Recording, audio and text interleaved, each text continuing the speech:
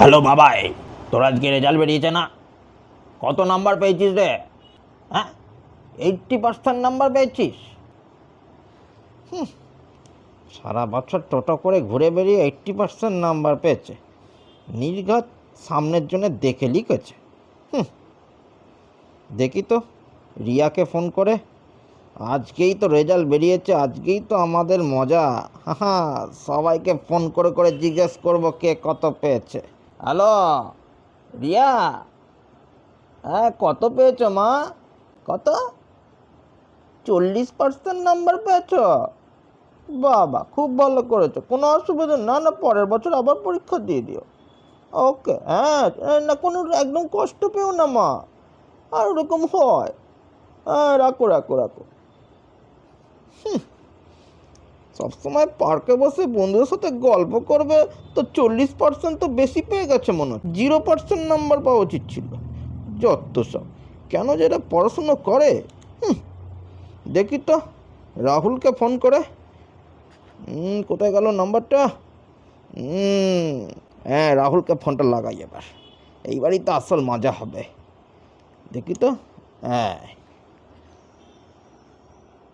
কে? রাহুল নাকি? হ্যাঁ, আমি বিকাশ কাকু বলছি। হ্যাঁ, আজকে রেজাল্ট বেরিয়েছে তো। তো কত পেয়েছো বাবা? কি, 90% পেয়ে গেছো?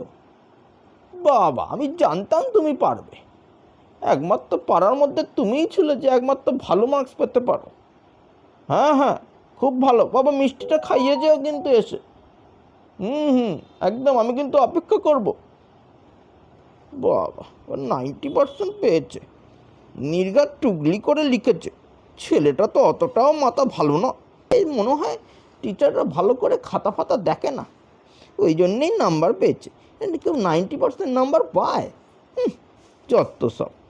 দেখি তো আর কে বাদ রেখে গেল। হ্যালো পাখি, হ্যাঁ কত নাম্বার পেয়েছো মা? কি, কোনো নাম্বারই আসেনি তোমার? হ্যাঁ হ্যাঁ, ওই রকম হয়।